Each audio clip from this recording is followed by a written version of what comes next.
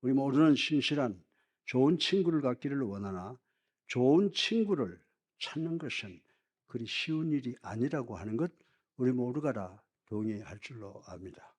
우리가 넘어졌을 때 우리 옆 사람이 우리를 일으켜 세워줄 친구인가 아닌가에 대해서 어떻게 자신할 수가 있습니까?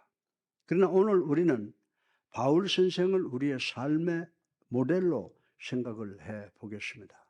바울 선생은 빌립보에서 먼 로마의 감옥에 갇혀 있게 되었고 어쩌면 사형 선고를 받을지도 모르는 무서운 재판을 기다리고 있는 어려운 상황에 처해 있다라고 하는 것입니다.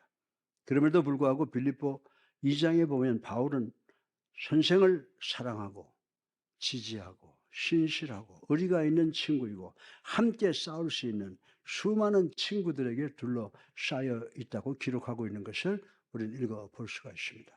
구체적으로 바울 선생과 절친한 디모데 그리고 에바브로디도 등등을 거론하고 있는 것을 우리는 읽어보았습니다. 그 근본적인 이유는 바울 선생이 복음 전도자로 변화된 후 고난과 환난을 당하나 관심의 초점은 자기가 아니라 늘 이웃을 돌보는 일에 최선을 다했기 때문이라고 성경은 기록을 하고 있습니다.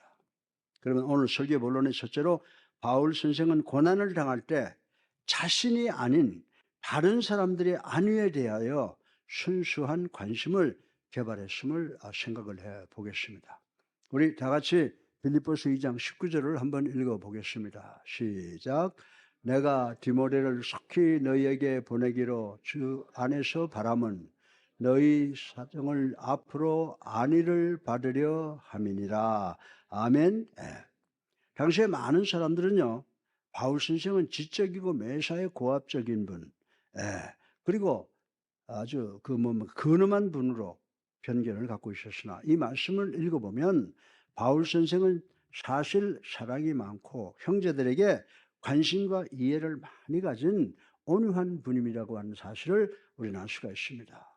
바울 선생께서 디모데를 빌립보 교회에 보내려 한 목적이 두 가지가 있음을 우리는 오늘 본문을 통해서 볼 수가 있습니다. 하나는 빌립보 교인들에게 바울 자신의 근황을 전하여 빌립보 교인들을 위로하며 그리고 또 하나는 디모데가 바울에게 돌아올 때 빌립보 교인들에 대한 소식을 들어서 바울 선생 자신이 위로받기를 원했던 것이라고 생각을 할 수가 있습니다.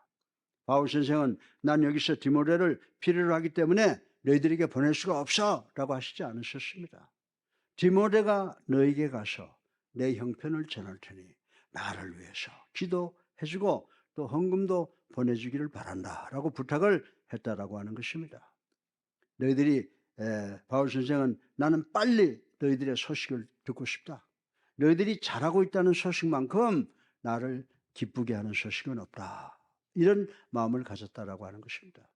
오래된 이야기지만 미국 야구 영웅 중에 뉴욕 양키스의 일루수였던 루 게릭은요. 1941년 6월 2일에 겨우 37살의 나이로 희귀병으로 인해서 요절을 했습니다. 그 이후 이 병을 루 게릭이라고 메디컬 필드에서 명명을 했다고 하는 유명한 이야기가 있습니다. 그러나 이 사람은 죽기 전날 밤에 친구에게 전화를 했습니다. 그는 나는 좋은 소식이 있어. 새로 발명된 약이 10명에게 투약이 되었는데 9명이 치료가 됐대. 라고 신이 나서 이야기를 했습니다. 그때 루 게릭의 친구는 그러면은 너한테는 어떤 결과가 나왔어? 라고 물었습니다. 그때 그는 나 한 사람한테만 부정적인 반응이 나오고 나머지 9명에게는 전부 긍정적인 반응이 나왔대. 대단하지 않아? 라고 외쳤다고 하는 것입니다. 사랑하는 성도 여러분, 이런 태도는 다른 사람을 도우려는 귀한 마음, 자기만큼 다른 사람에게 더 관심과 애정을 갖는 거룩한 마음이라고 생각할 수가 있는 것입니다. 사랑하는 성도 여러분, 다른 사람에게 관심을 갖는 것, 이것이 의리 있는 우정을 만드는 첫 번째 단계라고 하는 것을 우리는 알아야 됩니다. 그래서 바울 선생은 빌립보서 2장 3절에 아무 일에든지 다툼이나 허영으로 하지 말고 오직 겸손한 마음으로 각각 자기보다 남을 낮게 여기라고 섬김으로 일치가 되라고 바울 선생은 우리에게 이야기를 하고 있습니다. 따라서 왜 루 게릭이 아직도 그렇게 미국 사람들에게 존경을 받는 스포츠 영웅인가를 알 수가 있게 된다라고 하는 것입니다. 사랑하는 성도 여러분, 그러면 왜 바울 선생님께서 그렇게 많은 사랑을 받습니까? 충성스러운 친구를 소유할 수 있는 유일한 길은 내 개인의 유익보다 먼저 상대방을 배려하는 마음이 있어야 된다고 성경은 우리들에게 가르쳐주고 있습니다. 예를 들어보겠습니다. 우리 교회의 젊은 부인이 새 아이의 손을 잡고 어렵게 교회를 옵니다. 그러면 여러분은 바쁘지만 친절하게 그분의 가방도 들어주고 아이들을 유치비까지 데려다주고 나서 여러분의 부서에 가는 것입니다. 그 여러분이 속한 구역 형제, 자매 중에 몸이 아픈 것을 알면 카드를 보내거나 신방도 하고 위로도 합니다. 또한 여러분의 이웃집에 초상이 나면 문상을 갑니다. 여러분이 혼자 우리 교회에 나와서 외롭게 세례를 받는 사람을 보게 됩니다. 그러면 장로님이든 권사님이든 집사님이든 누구든지 축하해주고 조그만 카드와 선물이라도 전해주는 그런 노력이 우리에게 있어야 된다라고 하는 것입니다. 여러분이 여러분 자신보다 다른 사람들에게 관심을 갖게 되면 두 가지의 긍정적 사건이 나타난다고 합니다.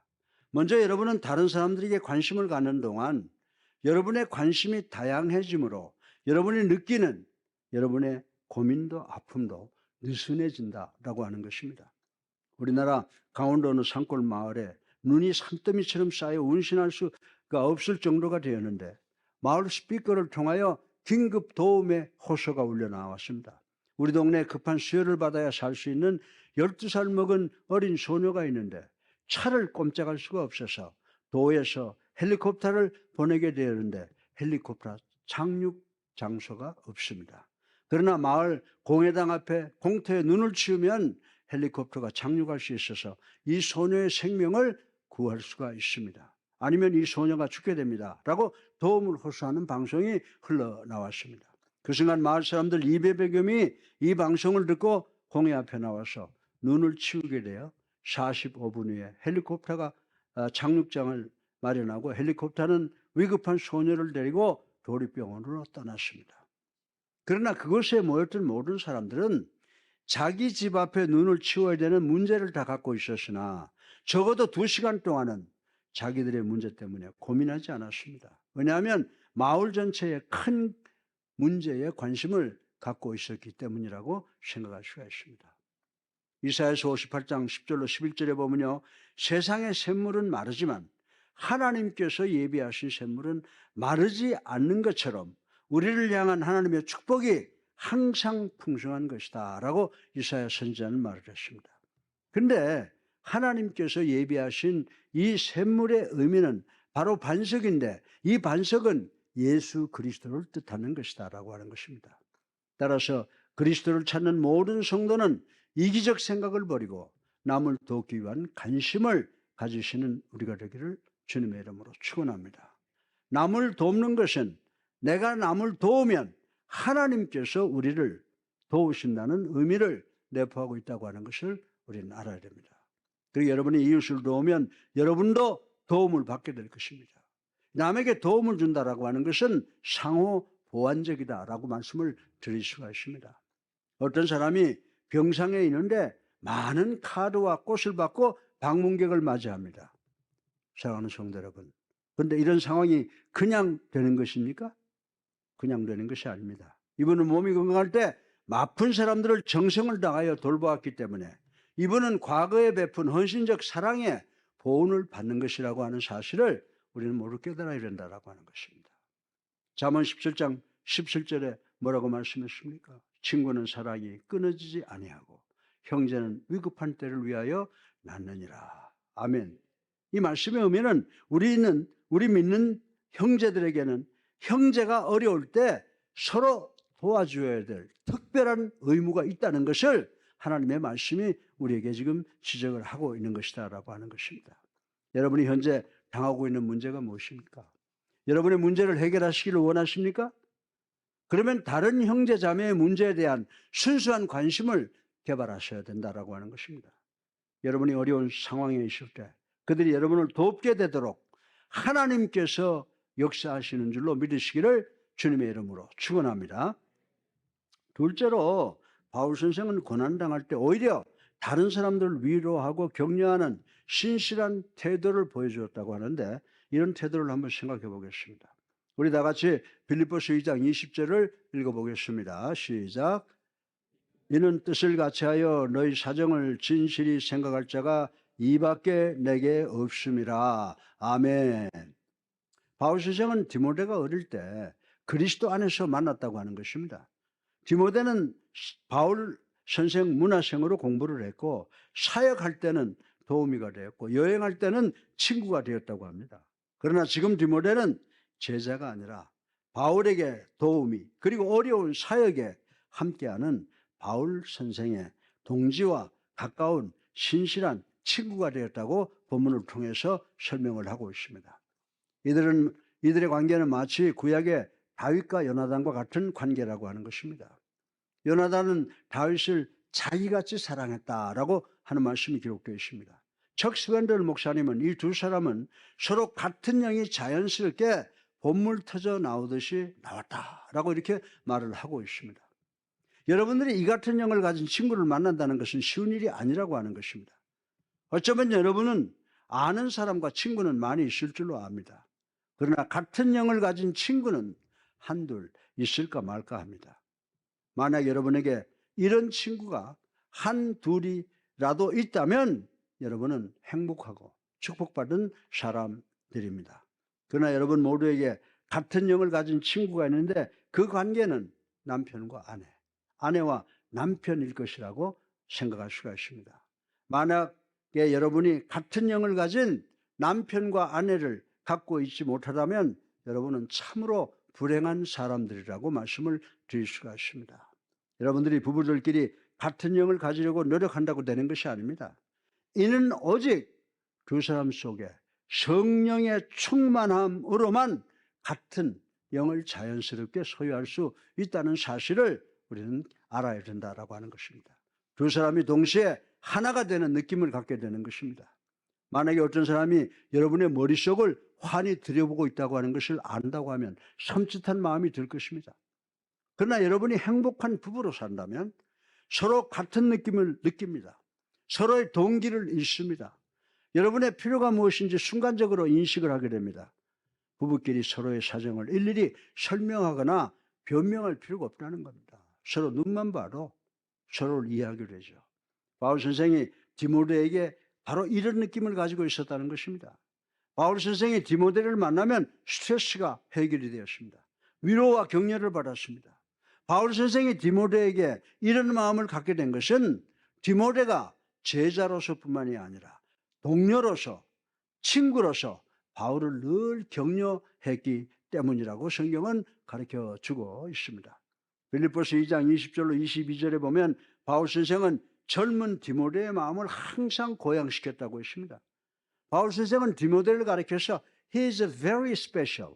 이 사람은 대단히 특별한 사람이다. 디모데는 다른 사람들과 다르다라고 늘 주변을 향해서 칭찬을 했다라고 하는 것입니다. 사랑하는 성도 여러분, 사람들에게 가장 무의미한 말이 무엇인지 아십니까? 저 이강평 저 사람은 그저 그런 사람이야. 그 사람 전형적인 목사지. 그 사람 전형적인 정치가이지. 그 아이는 전형적인 10대 사춘기 소녀야. 그 사람 전형적인 한양대학 출신이야. 라고 하는 이야기입니다. 이 말은 보통 일반적인 사람이라는 거예요. 특별하지 않다는 이야기입니다. 그러나 이 세상의 모든 사람은요, 자기들은 남들과 다르고 특별하다고 생각합니다만은 바울 선생께서는 자신이 특별하다고 하는 것이 아니라 내 사랑하는 제자 디모데가 특별하다라고 지금 칭찬을 하고 있는 것입니다. 디모데와 같은 사람은 이 세상에 아무도 없다. 디모데는 정말 나에게 특별한 존재다라고 합니다.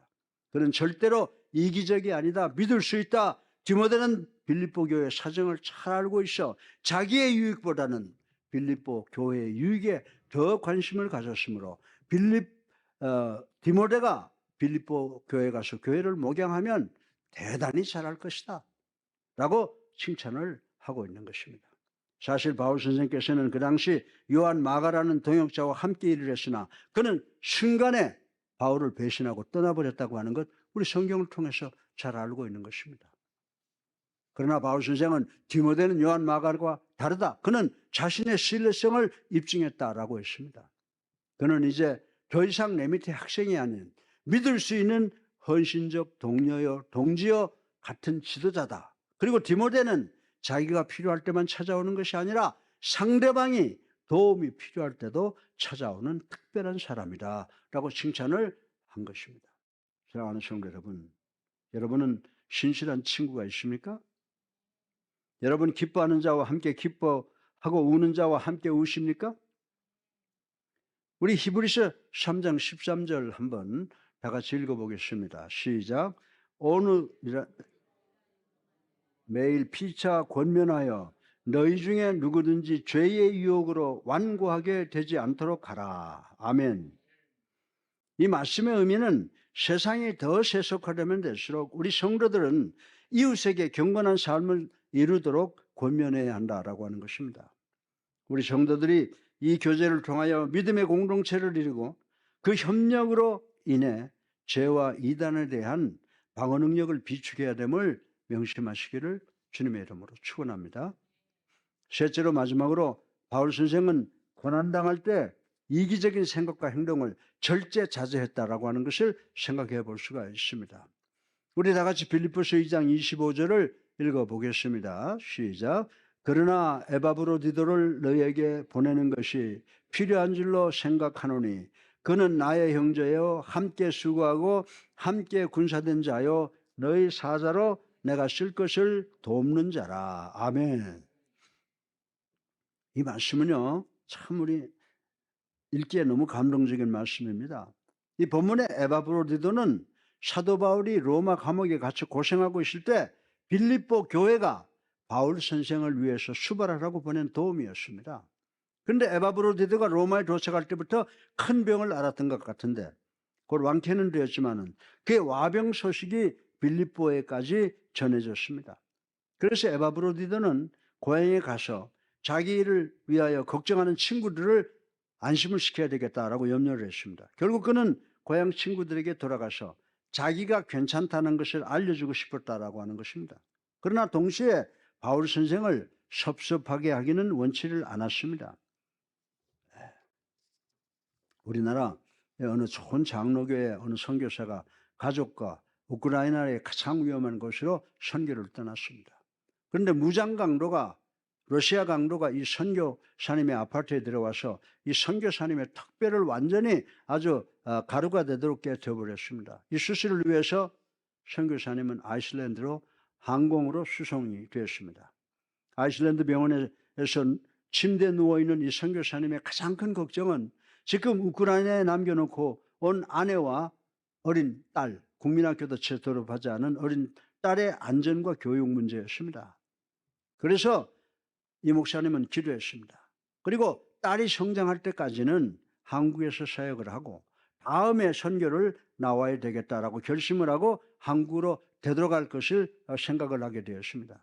그래서 이 선교사님은 먼저 자기를 파송한 교회 담임 목사님에게 자기 결심을 전화로 전하고 자기가 한국으로 돌아가야 되겠는데 가장 큰 걱정은 자기가 책임을 완수하지 못하고 조기에 포기하고 돌아온다는 실패자로서의 비방이 제일 무섭다라고 고백을 한 겁니다. 그때 한국에서 자기를 파송한 목사님은 당신은 이미 우리가 하지 못하는 것을 했으니 두려워하지 말고 당신의 결심대로 행하시오. 하나님께서 당신의 짧은 경험이라도 필요할 때는 반드시 사용할 것입니다 라고 위로하고 자기 교회 선교 목사로 다시 초빙했고 이분은 앞으로 훌륭한 목회자가 될 것이라고 교인들 앞에서 이분을 추천해 주시고 보증까지 해줬다고 하는 귀한 간증을 들었습니다. 사랑하는 성도 여러분, 에바브로디도 바울 선생을 돕기를 원했으나 또 한편 고향으로 돌아가기를 원했으나 사람들이 자기가 도중에 포기한 실패자라고 오해할까를 두려워했다라고 하는 것입니다. 그러나 우리가 빌립보서 2장 26절 한번 다시 읽어보겠습니다. 시작. 그가 너희 무리를 간절히 사모하고 자기가 병든 것을 너희가 들은 줄 알고 심히 근심한지라. 아멘.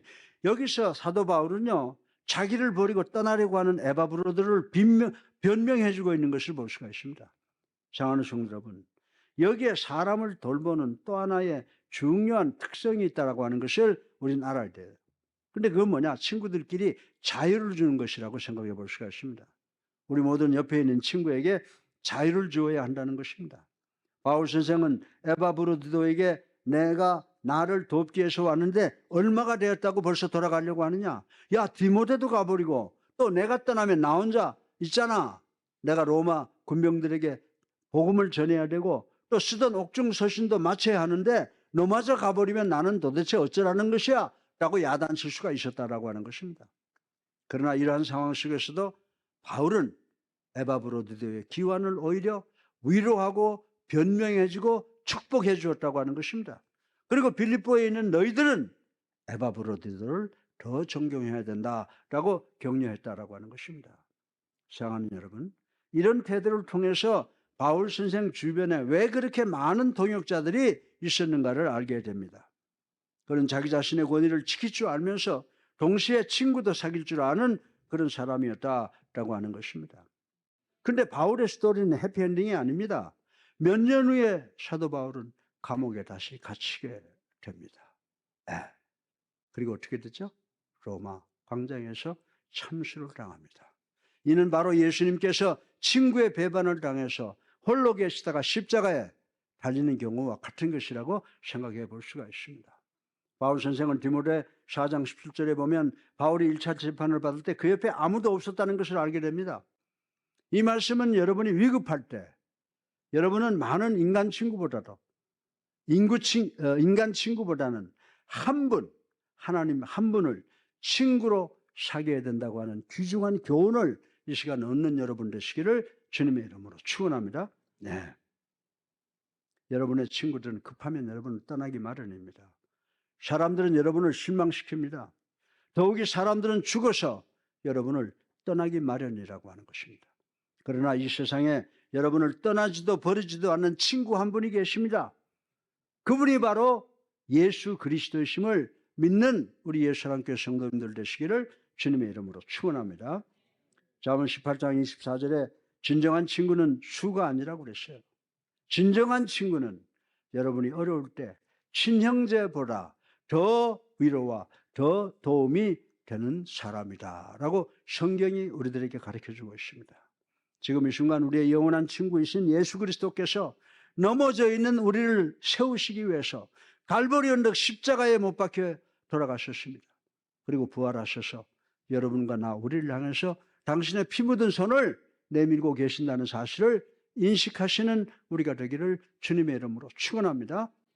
사랑하는 성도 여러분, 여러분도 한 손으로 주님의 능력의 손을 붙잡으시고 또 한 손으로는 고통당하시는 여러분의 이웃, 친구, 형제의 손을 잡고 달려 하늘나라의 결승 테이프를 끊으심으로 하나님께 주시는 생명의 면류관을 다 받으시는 우리 성도님들 되시기를 주님의 이름으로 축원합니다.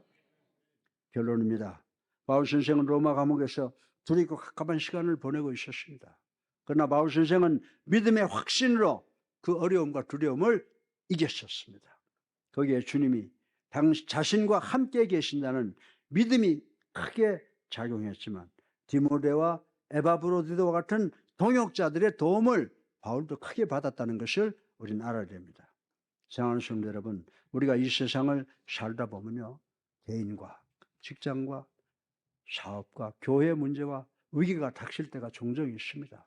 이럴 때 우리 서로 형제를 가지고 서로 돕고 연합하시기를 주님의 이름으로 축원합니다. 그러면 극복하지 못할 일이 없다라고 하는 것입니다.